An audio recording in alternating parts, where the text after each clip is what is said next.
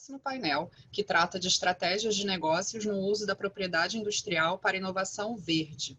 Para atuar como moderador, convidamos o senhor Vinícius Bogeia Câmara, coordenador-geral de disseminação do INPI. Convidamos também a senhora Karina Maidar Miller, da LES Brasil, e convidamos o senhor André Górios, da LES França e LES Itália.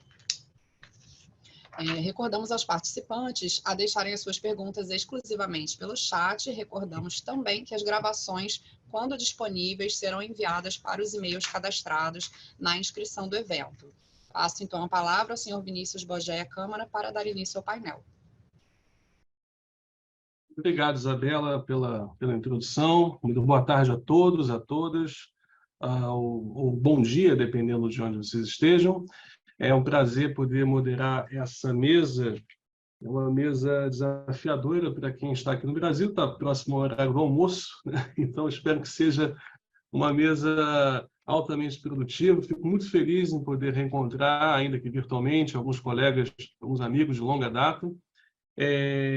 E gostaria, antes de mais nada, de apresentar o currículo dos nossos palestrantes de hoje, começando aqui pelo nosso primeiro palestrante, que é o André Górios. Não sei se a pronúncia está certa. O Monsieur André Górios, ele veio da École Normale Supérieure, né? Onde ele teve o título aqui de Docteur de troisième cycle e professeur agrégé em Física. Em 88, ele obteve o seu PhD em Engenharia Química, né? Ele tem vasta experiência em IP Evaluation, né? Tem mais de 30 anos aqui de experiência profissional e acadêmica na área.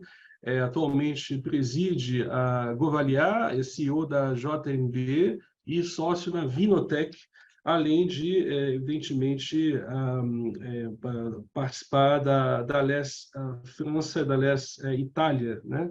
Então, o professor André vai nos brindar aqui com uma fala sobre os desafios da API para as tecnologias verdes. E já passo para a apresentação da minha amiga Karina Miller. Ela é especializada aqui em estratégias de intangíveis, incluindo questões envolvendo os direitos de IPI, consultorias estratégicas nesta especialização, negociações, redações e consultoria em contratos de transferência de tecnologia, licenciamentos, NDAs. Ela, do ponto de vista institucional, ela assume o cargo da presidência da LES Brasil, nesse biênio 2021, né?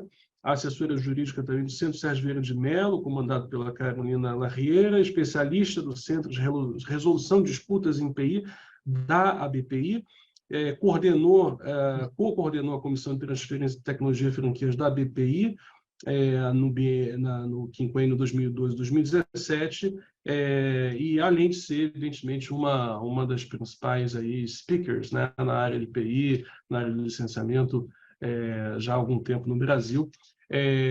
Assim como a Isabela, enfim, introduziu, fundamental que os palestrantes possam se ater ao tempo, né? Acho que a gente tem pelo menos de 15 a 20 minutos para cada exposição, acho que 20 minutos está de bom tamanho, e as perguntas podem naturalmente ser feitas pelo chat ao final das apresentações, e eu vou buscar selecionar as melhores perguntas, as mais palpitantes, as mais interessantes, para que a gente possa ter aqui o melhor debate possível.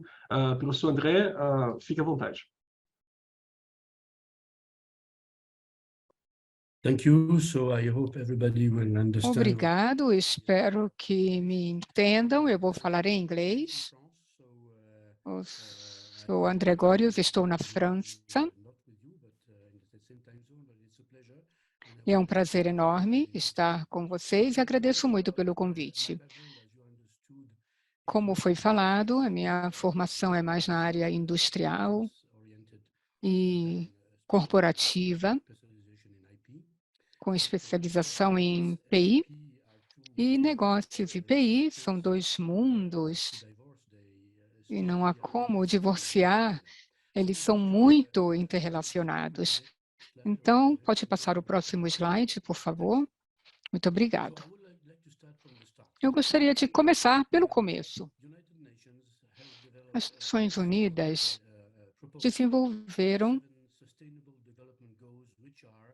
as 17 Objetivos de Desenvolvimento Sustentável, que são os objetivos que todos juntos devemos buscar e tentando trabalhar em qualquer campo relacionado à inovação. Vocês podem ver aqui baixa pobreza, saúde, acabar com a pobreza, né? Etc. Então, estão aqui os 17 objetivos, e o principal impacto desses objetivos é destacar as áreas onde devemos trabalhar se quisermos que o mundo se torne mais sustentável, basicamente em todas as dimensões. E, ao contrário do que podemos pensar, não é porque falamos de igualdade de gênero ou saúde e bem-estar da população que não há relação com a tecnologia. E essa é uma questão importante. A ONU decidiu organizar as coisas desta forma, haveria outras formas de ver, mas isso pelo menos nos dá um arcabouço para pensar. E eu, no próximo slide, vou mostrar o que fazemos com essa questão da mudança climática e a tecnologia verde. Tem o painel intergovernamental de mudança climática, o IPCC, que classificou as opções de mitigação de sistema e setores em 7 categorias. Veremos depois que estão muito relacionadas com esses objetivos de desenvolvimento sustentável. As 7 categorias, basicamente, podemos imaginar que, obviamente, a energia é uma delas, e, de fato, é a primeira categoria, e inclui todos os componentes da produção de energia, mais a mitigação do carbono, que exige algum tipo de liberação de CO2 na atmosfera. A agricultura, silvicultura e outros usos da terra, o chamado afolo, é outra categoria, e o sequestro de carbono na agricultura é muito importante, é um desses elementos, desde, então, o sequestro do carbono até o fornecimento de renováveis.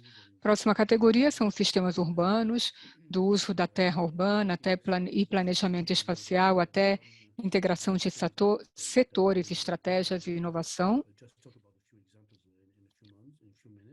E eu vou dar alguns exemplos daqui a pouco. A construção, desde a gestão do tamanho da demanda até a mudança no material de construção. Tem uma questão em que a mineração, alguém comentou no chat sobre o setor da mineração. Realmente, na construção, continuamos usando materiais que não são necessariamente verdes, mas com relação à definição de verde, peço que aguardem um pouquinho. Não tem que ser verde somente na superfície. O próximo item é o transporte. Todos já sabemos do que se trata, eficiência de combustíveis, incluindo biocombustíveis, e na indústria da eficiência energética, a captura e armazenamento de carbono, assim como captura e utilização de carbono. A liberação de CO2 na atmosfera é uma situação importante no mundo, e não poder fazer nada com isso, e a liberação do carbono na atmosfera é algo que precisa ser avaliada. Em todos esses domínios, existe uma necessidade de inovações sustentáveis nas tecnologias, mas também na maneira como as tecnologias são implementadas a nível local e qual ODS eles atendem. Então, no próximo slide, vamos ver um pouco, e eu sugiro que olhem para essa tabela no relatório. de onde eu tirei 2 setores. Eu resolvi tirar esses 2, energia e indústria. Então, temos a energia eólica, solar, bioenergia, hidrelétrica, geotérmica, nuclear e captura e armazenamento de carbono. E do lado direito desse diagrama, vocês têm a relação com os ODS. Reparem que o único que realmente está vazio são os números 4 e 5, e depois número 10 também. Então, tem um impacto tecnológico na maioria dos ODS. Eles também classificam no tipo de relação possível do lado direito, mas significa que existem sinergias entre os ODS e a tecnologia específica, energia eólica, etc. As compensações, representada por um menos. O branco significa que não há nenhuma avaliação. O campo é em branco. O nível de confiança, a cor mais clara representa baixa confiança e a cor escura, alta confiança. Então, é uma mistura de alta e média confiança, o que significa que hoje temos os meios para questionar esses diversos ODS e relações, garantindo que, no final, todos esses ODS serão cobertos pela tecnologia verde. A multiplicidade de campos tecnológicos, as competências necessárias, eu vou falar mais sobre isso, e estratégias industriais, e também a multiplicidade de sinergias entre os usos tecnológicos para alcançar os ODS. O ODS 4, Educação de Qualidade, e 5, Igualdade de Gênero, geralmente são mal avaliados, mal atendidos. No próximo slide, vemos quais são as implicações disso tudo. Há uma pergunta no chat sobre a mineração.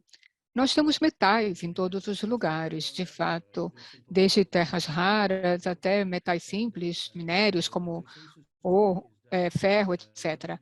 O consenso é que o que quer que você faça, a reciclagem é uma opção, mas no final, olhando para a previsão de como o PIB do mundo vai mudar no futuro, nós precisamos continuar tirando minérios da terra. Então, a mineração vai ser uma questão. E eu trago esse exemplo porque eu escrevi que em todas as atividades nós substituímos os cavalos e o poder humano pelas máquinas que consomem energia. Então, a maioria das etapas de mineração, por exemplo, exigem muita energia ou exigem água, que precisa ser reciclada, etc. A mensagem é que tudo que nós fazemos, nós transformamos o mundo onde usávamos o nosso próprio poder humano ou o poder dos cavalos com máquinas, em quase todos os domínios, eu diria. Então, em todos os domínios ocorre consumo de energia. Qualquer atividade, por exemplo,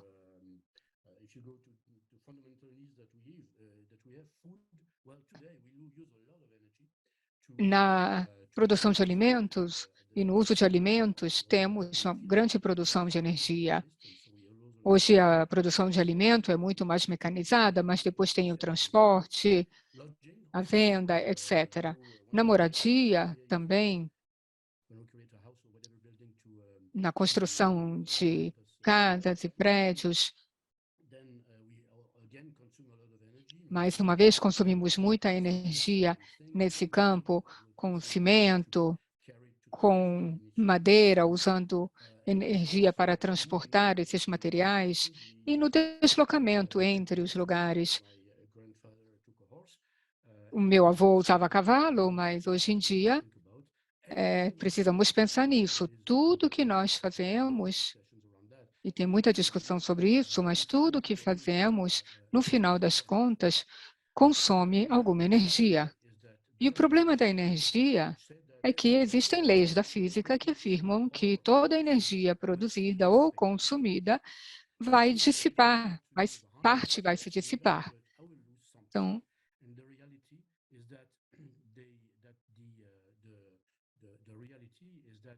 a verdade é que, quando você olha a maneira como usamos a energia, temos um alto nível de ineficiência. Eu não sei se é normal ou não, mas há teorias dizendo que o que vamos fazer, vamos trabalhar de uma maneira a maximizar a dissipação de energia. Não vou entrar nos detalhes disso, claro que se tiver perguntas podemos detalhar, mas acontece essa dissipação de energia. Mesmo se falarmos de hidrogênio, eletricidade, etc., no final a energia é que importa. O segundo ponto é a globalização. A globalização já avançou muito e vimos na crise da Covid, por exemplo, pelo menos na Europa, que tivemos que reformular a cadeia de suprimento do alimento para as máquinas, para o gás usado para produzir energia. Então, essa é uma questão muito importante. A globalização nos levou a uma situação tal que hoje, tudo o que fazemos, nós nos deslocamos pelo mundo. Quando eu vou para o sul da França, para a praia, não sei quantos navios eu vejo carregando tanques,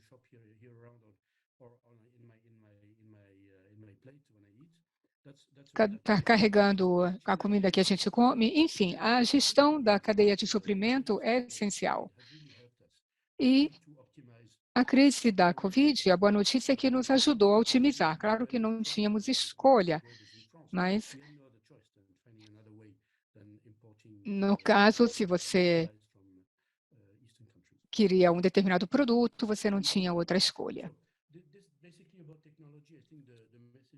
Então, sobre tecnologia, a mensagem é que a geração de hidrogênio é muito importante, o hidrogênio verde é uma boa ideia, mas mesmo com energia solar, vamos dissipar energia, vamos precisar construir os painéis solares, transportar e, no final das contas, vamos dissipar energia também.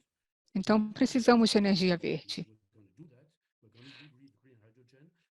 Vamos usar o hidrogênio verde e temos que levar em conta os custos e investimentos na cadeia, desde a criação da energia até o consumo e uso de hidrogênio. E a eletricidade é uma das questões. Hoje, muita gente trabalha com inteligência artificial, mas se houver um problema de energia, a IA não resolve. Então, essa é a mensagem. Com relação da mineração, tem as terras raras, que são raras, afinal, há muito consumo das terras raras em motores elétricos. Então, há uma questão da reciclagem desses ímãs, esses produtos. Então, essa é uma questão. E ainda a questão da inovação dos processos de PI. PI, pelas empresas que eu sei, não é muito reconhecida como um ativo importante, é mais um custo. Então, temos essa questão sobre como gerenciar a PI.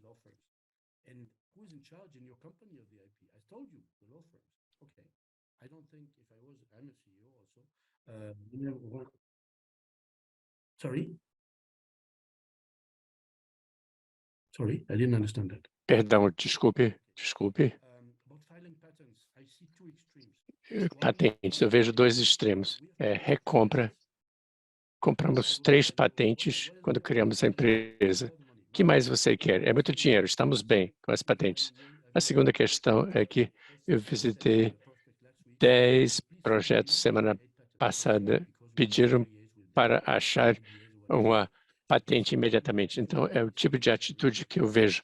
Realmente são casos reais. Sobre manter os segredos, temos que proteger nossos processos de produção específica. Encontrem uma patente. Depois contamos que daqui a 18 meses todo mundo vai saber que a patente vai vencer. Então, a resposta sem depositar. Então, na realidade, próxima transparência, por favor.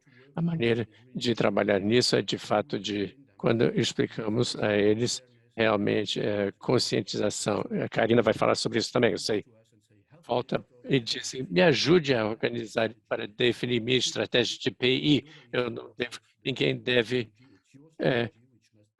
terceirizar a estratégia, tem que ser uma estratégia interna da empresa para PI. Às vezes, tem que contratar um gerente de PI, contratei 2 nos últimos 2 anos, vamos fazer um mapa para eles, para administrar a estratégia. A questão é diálogo, a questão do diálogo vale para tudo e, particularmente, vale para tecnologias verdes, onde a transferência de tecnologia será chave, porque muitas empresas não terão os meios para conseguir desenvolver tudo sozinhos. E, no final, digamos, mitigando a questão de que é muito bom ser verdes hoje, mas será lucrativo. Então, a estratégia de PI é central para isso. Então, quando explicamos que eu vou pular isso aqui, vou pular isso para a próxima página, que é isso aqui. Muitas tecnologias, as soluções para os ODS já existem ou estão sendo desenvolvidas. A regra geral é subutilização. Muitas preocupações nos controles de tecnologias têm hidrogênio verde como exemplo e inovação em alimentos também. E mitigação de risco. As pessoas veem risco antes de ver o interesse. Para essas tecnologias, para parceiros industriais será difícil, mas é o objetivo principal. Então, o último parágrafo aqui é sobre um exemplo. Na Europa, a iniciativa de licenciamento de impacto, o que fazem é que tentam colocar um programa em andamento onde o valor é compartilhado entre o licenciado e o licenciador, da melhor maneira possível, integrando tudo, as necessidades sociais e de energia e tudo mais. Sempre é uma questão de convencer as pessoas de que manter a tecnologia para si próprio, mas conseguir compartilhar e entregar para outras empresas, que isso é muito importante. Daqui a pouco, a próxima para transparência. Então, há muitos desafios. Eu sei que estou correndo, porque acabou o tempo, mas há vários desafios. O primeiro é compreender os ODS e os impactos de meio ambiente, etc., de portfólio de PI. Tem que ser feito da maneira mais rigorosa possível. Então, a valorização do PI, a avaliação do PI, tem que convencer o presidente de empresa e o comitê, colocar os dados estatísticos na planilha, mostrando que o valor do investimento pode ser importante para a empresa. O principal fator é dinheiro. É difícil medir o impacto da pegada de carbono, o custo da propriedade, tudo isso, todas as questões de energia que têm que ser integradas nesses benefícios econômicos a longo prazo. Depois temos a questão real.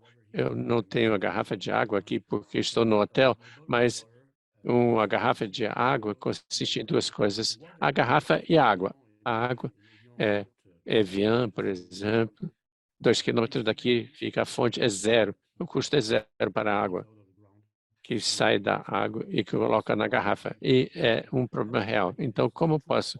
E vale para petróleo também, para minério também. O sistema de contabilidade tem custo 0, ou seja, qualquer tecnologia que desenvolvemos para avaliar que tem um grande impacto econômico e no fluxo de caixa tem que competir com a matéria-prima, que são gratuitas. Como pode ser competitiva? É um desafio real. Então, podem refletir sobre isso. Há muitas pessoas hoje em dia que acham que basicamente toda a economia, o sistema de contabilidade tem que ser mudado, mas vai levar muito tempo, mas vai acontecer, mas isso é apenas um palpite.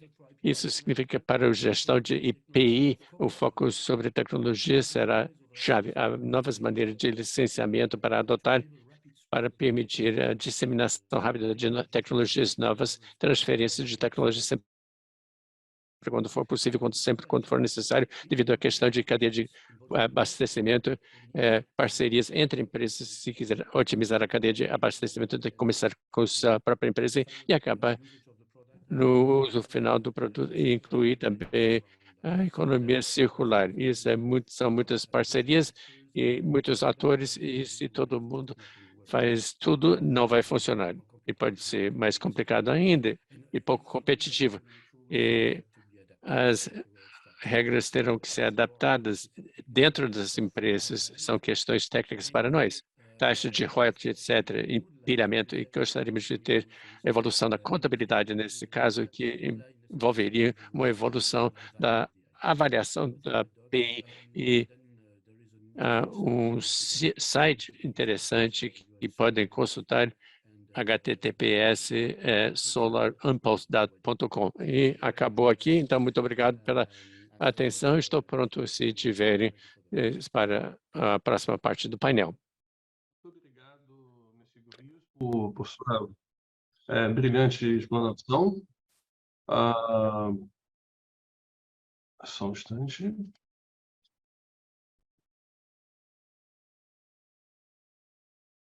Bom, agora sim, eu estava com a tradução ligada. Muito obrigado pela sua brilhante exposição. Acredito que o senhor foi bastante feliz aqui, I agree na with the medida comment. que I trouxe agree para with a the comment gente I saw here. os dois I elementos centrais, fundamentally agree né? with the comment. This Que needs a são specific importantes panel. aqui para essa discussão Question of mine. sobre a relação entre IPI e tecnologias verdes, né? De um lado, a cadeia de suprimentos, de outro lado, o fato inegável de que a energia ela é e continuará sendo um tema central para a inovação e não apenas para a valoração da PI, enfim, que esteja sendo desenvolvida, mas a questão da energia é um desafio permanente para os esforços de inovação, né? E o seu último slide, eu acho que casa perfeitamente com a fala que a Karina Miller vai trazer para a gente, que é os desafios associados ao licenciamento, né? Novas formas de licenciamento, ou os cuidados que se deve ter com estratégias de licenciamento que muitas vezes são negligenciados, né? Então, Karina, fique à vontade. Você tem 20 minutos para fazer a sua exposição. Muito obrigada, Vinícius. Um bom dia, boa tarde a todos os sobreviventes aqui. Como o Vinícius colocou, nós já estamos aqui na hora do almoço. É um prazer dividir essa mesa com o André Górios, que sempre é uma pessoa que traz muitos insights para todos nós, e também é um prazer compartilhar aqui com a moderação do Vinícius. O Vinícius tem feito um trabalho de disseminação da propriedade intelectual ao longo dos anos importantíssimo para o Brasil e para toda a região. Y buenas tardes a todos también. Me gustaría de saludarlos a todos acá, nuestros compañeros de Latinoamérica. Eu gostaria de dar saúdo. A mí me encantan las iniciativas que ponen Brasil y todos los otros países de América Eu Latina. adoro as iniciativas que colocam o Brasil e todos os países da América Latina junto. O Brasil não é um país de terra isolado, mas também faz parte. E a América Latina é um hub importante de criações, de invenções, e temos que nos unir. E eu agradeço ao Uninvest Verde, ao Mariano Richeri, assim como o convite, juntamente com o INPI, toda a equipe e todos os envolvidos. Claro. A mãe, mas eu quero também deixar claro a todos os nossos companheiros dos países vizinhos que qualquer discussão em espanhol aqui nesse painel também é possível, porque muitas vezes a língua é uma barreira, mas ela não vai ser uma barreira nesse caso. Então, pois bem, O André Górios trouxe questões muito importantes sobre como os negócios são feitos e questões práticas e problemáticas em relação a tecnologias verdes e a própria estruturação interna das empresas, né? Vou tentar trazer algumas questões práticas jurídicas e que igualmente estão linkadas e relacionadas com o que o André trouxe. Bom, como a gente viu, um dos objetivos da ONU para a gente avançar nessa agenda climática urgente tem a ver com indústria, inovação e infraestrutura. Isso é importante porque, para a gente avançar nessa agenda, a gente também precisa considerar a construção de infraestruturas, processos de industrialização, inovação que sejam inclusivos e sustentáveis, né? Não dá mais para a gente seguir o modelo anterior. E daí, como que a gente faz isso? Não dá. O poeta John Donne, do século XVII, tem um poema que começa com "No man is an island", né? Nenhum ser humano é uma ilha isolada e destacada de todo o resto do mundo. Embora às vezes a gente queira ficar isolado, porque muitas vezes bate um desespero das coisas que estão acontecendo, é verdade que na nossa agenda comunitária a gente precisa se unir. Então, cada vez mais, aliás, é urgente, né, esse senso de convergência de comunidade, e a gente vê cada vez mais isso, e muito impulsionado por essa agenda climática, e as tecnologias verdes, elas vêm para ajudar a implementar isso. Por quê? Eu não consigo avançar na ODS 9 se eu não estabelecer cooperações efetivas de escalar essas tecnologias verdes que estão sendo construídas e realizadas e desenvolvidas todo dia, a cada instante. A gente precisa saber que a gente precisa criar cooperações que não envolvam mais ações isoladas, mas ações de escalar, de disseminar cada vez mais. E a propriedade intelectual vem justamente para quê? Para garantir que isso seja feito de uma forma não só estruturada e organizada, mas também lucrativa para todos os envolvidos. Por quê?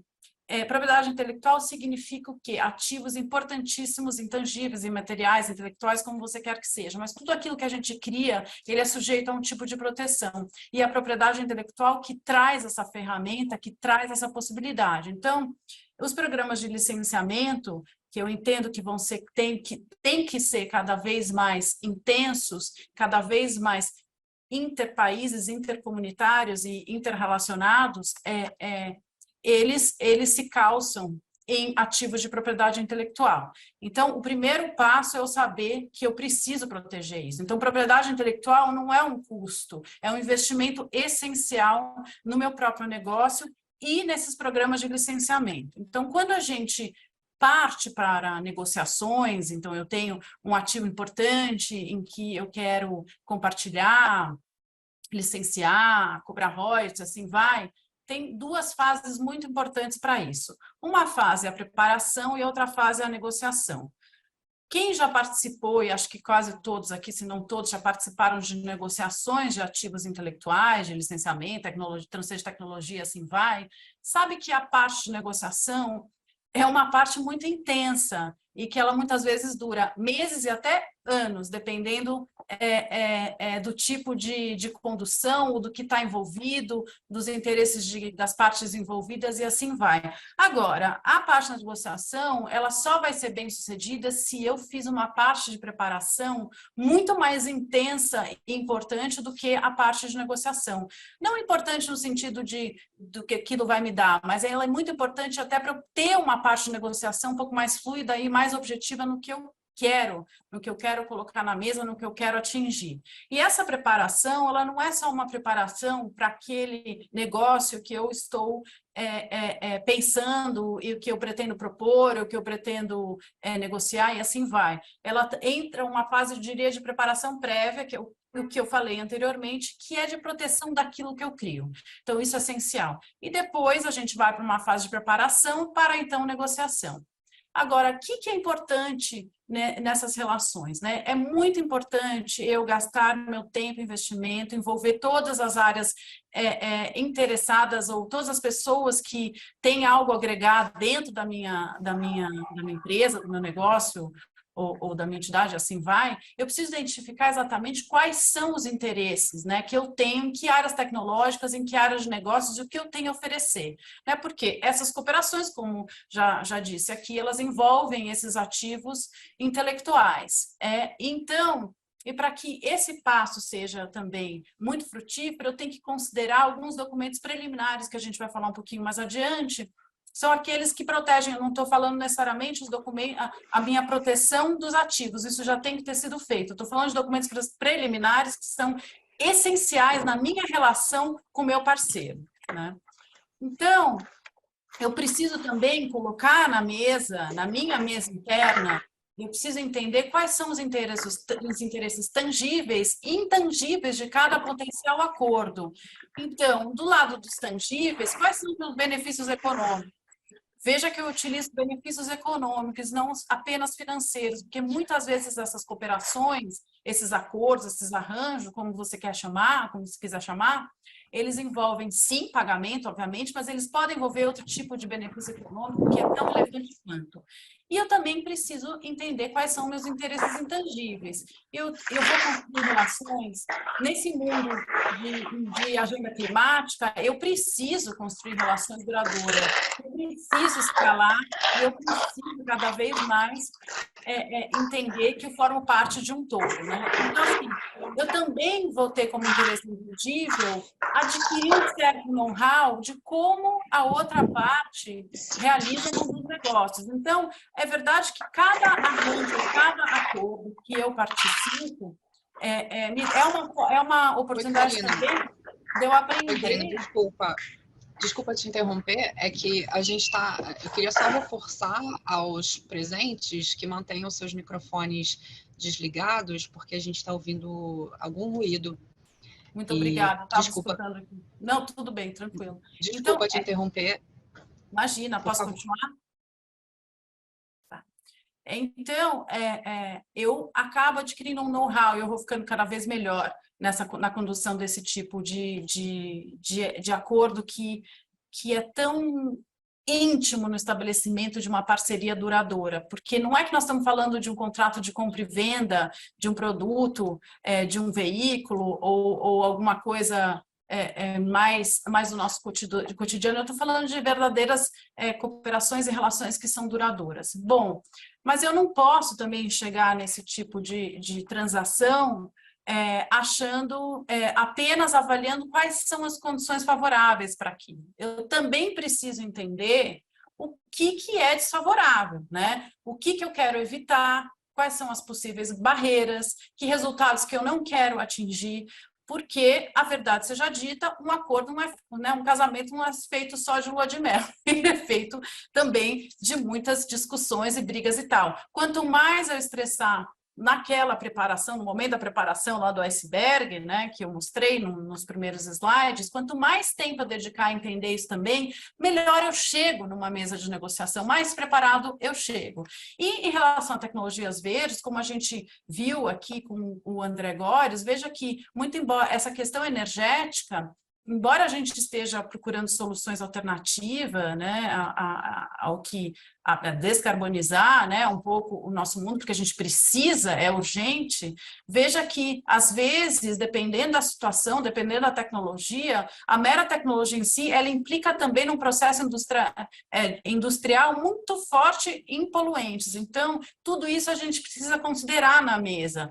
E como a ideia é cada vez mais estabelecer senso de comunidade, essas negociações elas podem, inclusive, endereçar, porque o outro lado pode ter informações relevantes de como eu vou endereçar isso. Né? Então, a troca, o que é muito comum nesse tipo de parceria, troca de melhorias ou troca de informações, existem programas de melhorias anuais para se trocar, reuniões, aqui se intensifica cada vez mais. Né?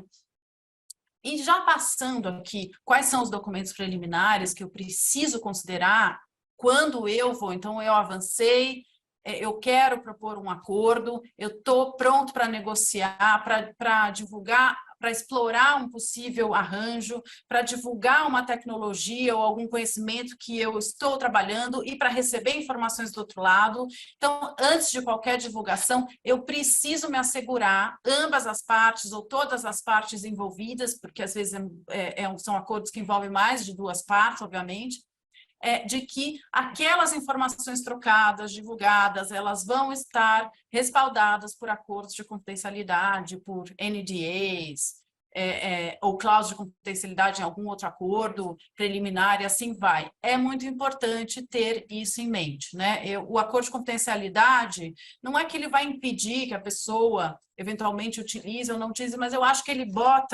organiza o que as duas partes estão discutindo e ele bota obrigações importantes para ambos os lados, né? Agora, é importante só relembrar que às vezes existe uma confusão, que o NDA, ele é um acordo preliminar, ele não vai regular o desenvolvimento de uma tecnologia conjunta, o licenciamento de a transferência de tecnologia, ele vai regular meramente o quê? A fase preliminar, quando eu quero explorar uma possível parceria e eu preciso ter tranquilidade de divulgar aquilo, né? Então, o NDA serve para isso, outros documentos servem para isso, e muitas vezes no NDA eu vejo que existe um potencial negócio entre as partes envolvidas.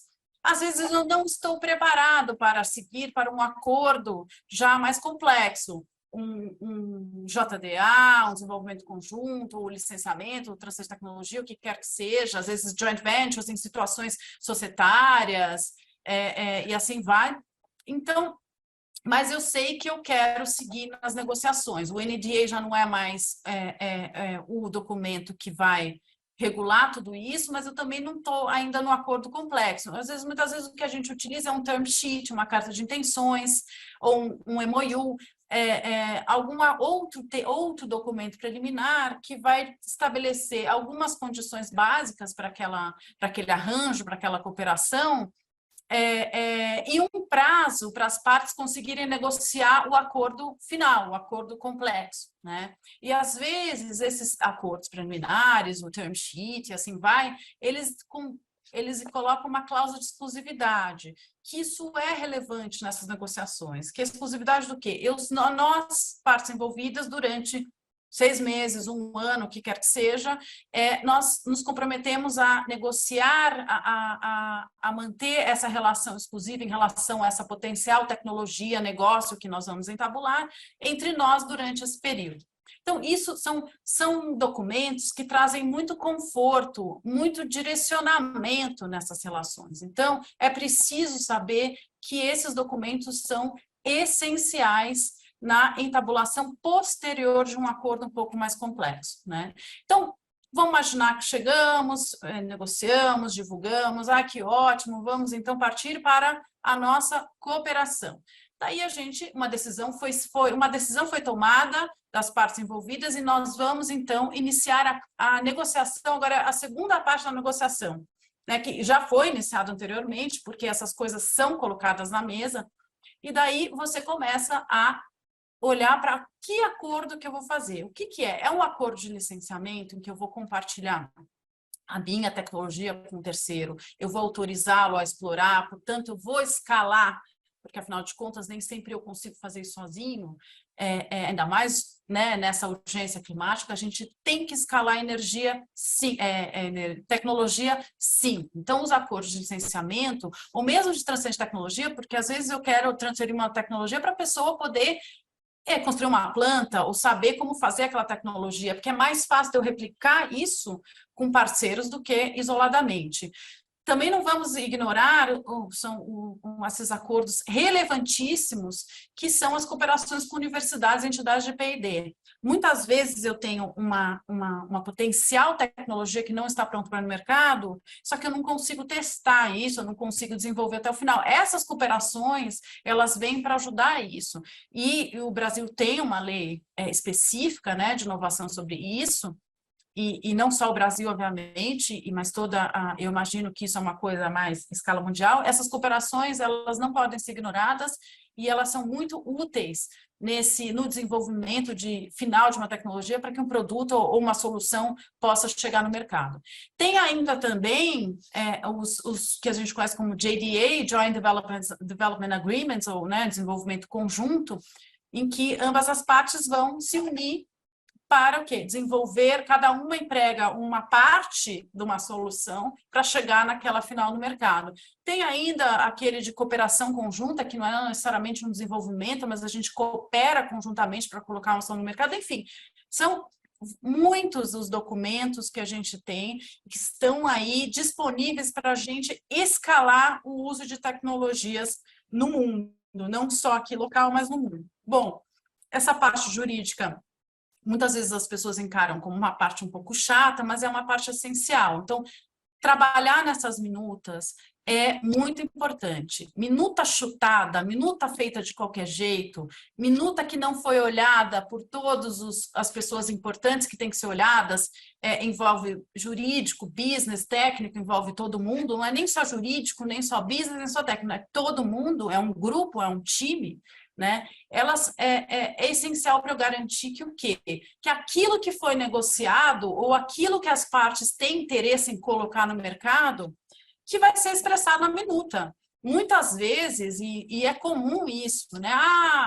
Às vezes chega um contrato depois para se avaliar, aí você vê que o contrato expressa uma coisa absolutamente diversa daquilo que a parte disse que ela queria. Então, assim, tem que ser um documento claro, um documento que as partes compreendam. É importante trocar a minuta, vai e vem, estressa até o final todas as dúvidas, todas as questões, e esclarecer tudo que não ficou resolvido. Não dá esse negócio de que eu vou ter uma cláusula que é só benéfica para mim. Esse tipo de situação fatalmente vai dar problema. Então, naquela coisa do win-win, a gente tem que sim pensar nas condições que são benéficas para todos, né? Porque de nada adianta eu ter um contrato que ele é só bom para um lado. Não é um contrato de parceria, não é um contrato bom de licenciamento de ativos intelectuais. Então, é preciso ter essa cabeça global, a cabeça comunitária, a cabeça da convergência, a cabeça da agenda climática. E tudo isso é possível, sim, fazer e ainda negócios ter muitos benefícios econômicos. É a propriedade intelectual que vai dar isso, né? Então, assim, outras questões de minuta, que são detalhes jurídicos, enfim, é preciso perder um tempo nessas minutas, né? Interessante essa frase aqui do John Ramsey: make your document visually attractive. The marketing process should never stop. E é verdade, né? Quantas vezes a gente se depara, às vezes, com contratos que dá um desespero só de você olhar na forma como ele foi redigido. Bom, assinei o meu contrato, minha cooperação, ótimo, estou pronta para ir para o mundo com a minha tecnologia, mas eu tenho que saber que eu tenho responsabilidades, né? Pós-closure, após assinatura. Então, assim, eu preciso entender, eu preciso fazer uma lista, eu preciso ter uma planilha, eu preciso ter um documento que na verdade, expresse aquilo que foi acordado, né? Então, eu preciso entender que tarefas que precisam ser cumpridas após a assinatura e que não podem ser postergadas, porque muitas vezes você coloca milestones, né? Ali num licenciamento, numa transferência de tecnologia, em qualquer um desses arranjos. Sim, você coloca, porque o objetivo final é colocar a solução no mercado, escalar isso e obter os benefícios econômicos ou outras coisas que a gente vai obter dentro de um acordo desse, né? Então, eu tenho que saber desenvolver planos, quer dizer, eu preciso saber se foram estabelecidos planos concretos para a exploração da tecnologia, outras obrigações no acordo, eu preciso saber que tipo de gerenciamento tem que ter, qual foi a governança estabelecida naquele contrato, naquele arranjo, se tem requisitos burocráticos que eu preciso cumprir. Então, tudo isso é responsabilidade por pós-close, né, pós-assinatura, né? Porque, assim, a assinatura de um acordo, ele é só o início. E olha que eu passei por uma fase gigantesca de preparação, de negociação, antes de proteção dos ativos e tal. Mas é só o início de uma parceria estabelecida, né? Uma relação que se pretende ser de longo prazo, né?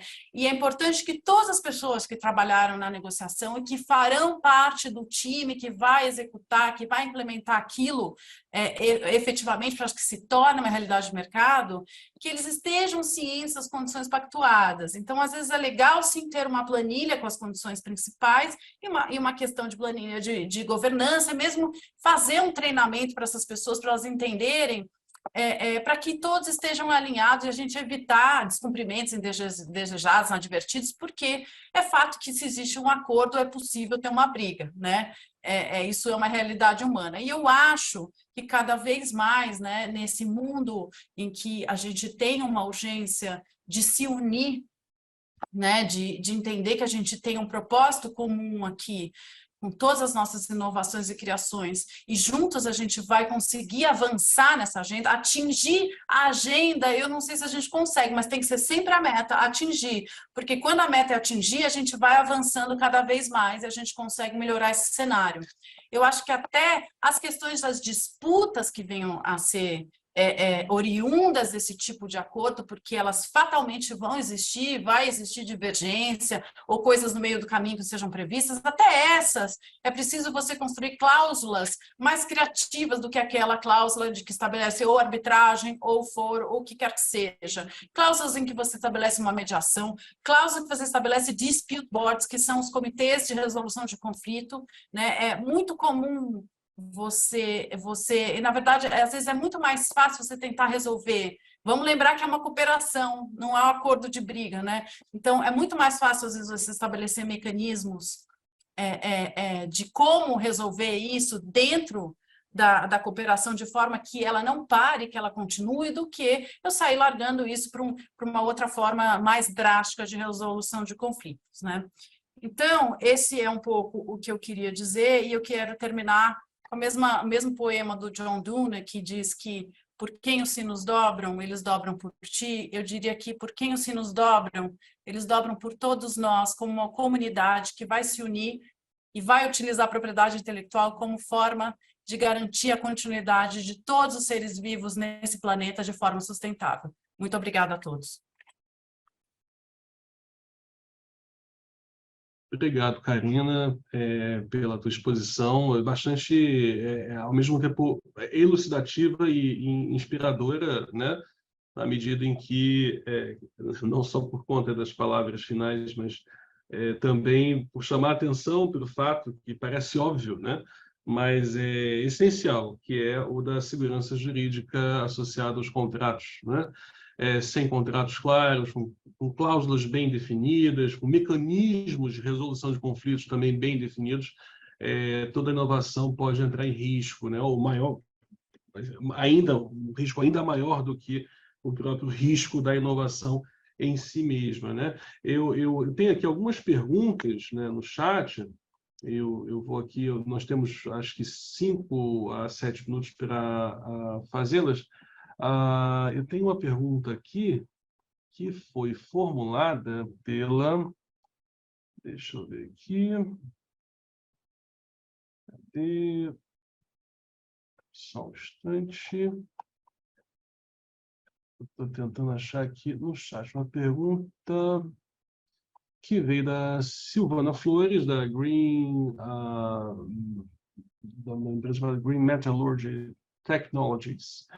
Ela pergunta por que o setor de mineração... É uma pergunta que eu acho que cabe perfeitamente para o Monsieur Gurrius, que é uma pergunta associada ao tema da mineração. Por que o setor da mineração não é considerado naquelas categorias do IPCC, uma vez que, enfim, o tema do Smart Mining é um tema trazido aí pelo Banco Mundial em 2019, e é um tema-chave, evidentemente, para estratégias de despoluição, por exemplo. Enfim, gostaria que o senhor falasse um pouquinho aqui sobre a pergunta da Silvana.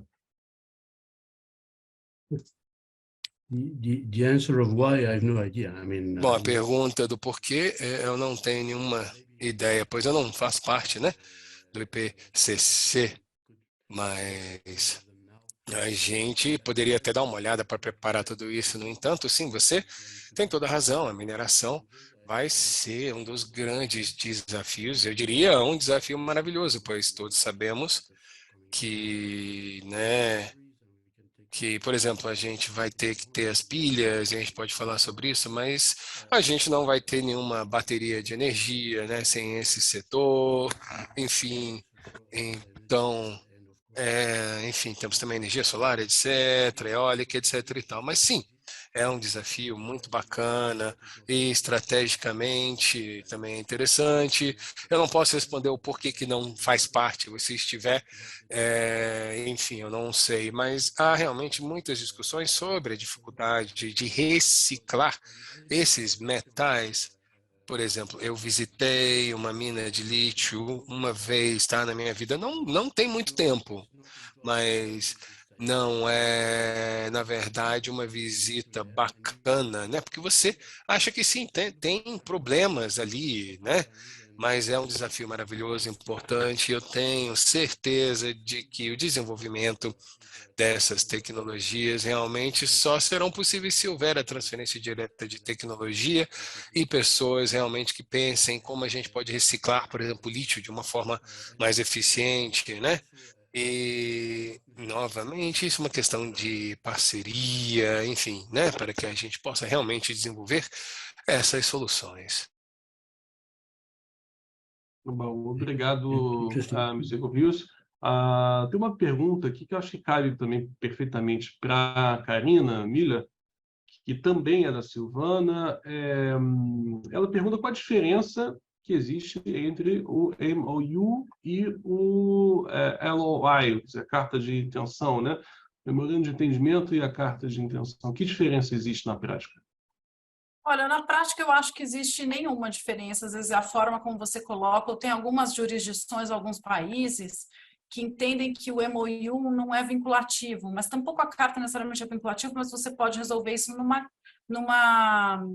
cláusula. Ou às vezes, se você não quer que seja vinculativo entre as partes, ou seja, que aquilo se tornem condições duras estabelecidas, talvez o MOU pode ser uma solução, mas na prática, eu entendo que são documentos muito parecidos e que eles, dependendo do lugar, eu boto um nome, eu boto o outro, dependendo de uma jurisdição, eu prefiro usar um ou outro, porque um é vinculativo, não é vinculativo, e fica uma discussão de advogado inútil. Não é. Discussão inútil é ótimo. Então, uma outra pergunta, que acho que é um desdobramento, né, dessa pergunta aqui também da Silvana, quando se fala de joint venture, que tipo de licença de patente se deve fazer? Exclusiva ou não exclusiva, Karina? Se é uma joint venture, ou seja, duas ou mais partes se uniram para estabelecer uma empresa formalmente, em que elas vão o quê? Gerenciar, transacionar, comercializar, licenciar esse ativo intelectual, uma patente, o que quer que seja. Me parece que nesses casos faz sentido que seja exclusiva, porque senão eu posso entrar num conflito entre o propósito que foi estabelecido para aquela joint venture, para a empresa, e na verdade, eu posso até matar o propósito da joint venture, porque se a dona da patente resolver também explorar, sem as outras saberem, aliás, isso é um ponto muito crítico em contrato de licenciamento. Eu preciso estabelecer se é exclusivo ou não exclusivo, e quando for exclusivo, eu preciso deixar claramente estabelecido se também se refere à exclusividade em relação ao próprio dono da tecnologia, porque senão se admite que é exclusivo para aquele licenciado, mas o dono da tecnologia também poderia licenciar, mas muitas vezes você pode dar problema aí no mercado, de estabelecer preços diferentes dessa tecnologia, e você pode até minguar o licenciado. Então, eu diria que numa joint venture, o melhor caminho é que seja exclusivo. Essa é a minha opinião em tese. Perfeito. Eu tenho um minuto aqui, Isabela, se você me permite, eu tenho uma pergunta que ela é uma pergunta, eu sei que é complexa, mas eu gostaria de, em pouquíssimas palavras, ouvir tanto a Karina quanto o professor Gorrius.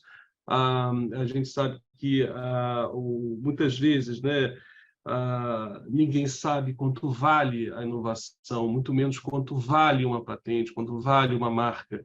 Esse é um desafio que tem, enfim, atormentado os inovadores e tem perseguido os criativos, enfim, já há bastante tempo. A pergunta que eu faço do ponto de vista Brasil, né, Karina, do ponto de vista Europa, professor Gurrius, as universidades públicas e os institutos de ciência e tecnologia financiados com dinheiro do governo, na opinião de vocês, eles estão prontos ou no caminho para saberem avaliar as suas patentes? Em outras palavras, o quão distante as universidades e os institutos de ciência e tecnologia públicos estão do estado da arte em termos de valorar as suas patentes? Après vous, mon ami, you're the expert. André, go ahead. André, você é o especialista, está com você. Perdão, você quer que eu fale? Sim. Bom, vocês me escutam, né? Tá bom. Bom, eu tenho uma experiência internacional, tá? E eu posso dizer que depende muito, tá? Varia de região para região. Há alguns países, Europa, Estados Unidos, estão começando a fazer isso, tá? Na Ásia, essencialmente, hoje tem muito trabalho sendo feito ali na zona asiática, onde as Filipinas estão tentando fazer algumas coisas, Singapura, etc. e tal. E para que eles possam, então, elaborarem todos os detalhes, os contextos de tudo que eu tenho, é bem diferente de país a país, e aí depende, né, de modelo de negócio para modelo de negócio, institutos diferentes, universidades distintas, mas o que eu posso dizer para vocês é que todo o meu trabalho na França, nos Estados Unidos, também em Viena, tá? Enfim, a gente trabalhou um pouco sobre isso, mas há uma verdadeira vontade de entrar nessa área e acessar, né, não só a parte da tecnologia, mas tentar acessar o impacto global, né, que a tecnologia pode ter e construir, então, indicadores dedicados a escolher, né, essas tecnologias diferentes que podem ser introduzidas, implantadas no mercado e há uma vontade global, tá, para fazer isso, e eu tenho visto isso, tá? Enfim, isso aqui é só limitado um pouco em tempo, em conexões, mas eu não vejo nada realmente no mesmo nível de algumas startups específicas que fariam isso, tá? Porque isso aqui é o modelo de negócio deles e empresas que fariam isso. É isso que eu posso dizer. A gente pode passar muito tempo discutindo isso e temos alguns exemplos, mas a boa notícia é que está começando, tá? Isso tem o quê? Uns 3, talvez 4 anos. Eu não vou me alongar muito, porque valuation é a expertise do André, mas eu posso dizer pelo Brasil que a gente ainda precisa caminhar muito para isso. Eu acho que tem iniciativas brilhantes no Brasil, a Shirley Coutinho, Elizabeth Ritter e tantos outros por aí, mas eu acho que às vezes na academia me parece que existe uma dificuldade de entender que aquilo que se cria lá tem um valor de mercado, né? E tem um valor, sim, para agregar benefícios econômicos para a universidade, para o centro de P&D. Então, eu acho que essa discussão ela é relevantíssima e o Brasil precisa se preparar mais para isso e usar os próprios exemplos que a gente tem aqui internamente, como eu já mencionei, da Shirley e da Elizabeth, mas eu acho que é preciso mudar a mentalidade brasileira para isso. Obrigado, Karina. Obrigado, professor Gurrius, pelas suas, enfim, explanações, pelas suas apresentações, pelos temas e pelos insights que vocês trouxeram, que seguramente deixaram esse evento ainda mais estimulante, trazendo mais questões, trazendo mais indagações para a gente, alimentando o debate. Muito obrigado aí a todos vocês. Isabela, está contigo. Bom, agradeço mais uma vez, em nome da audiência, né, ao senhor Vinícius Bogea pela moderação e pelas apresentações, a senhora Karina Aidar Miller e o senhor André Gorriusa.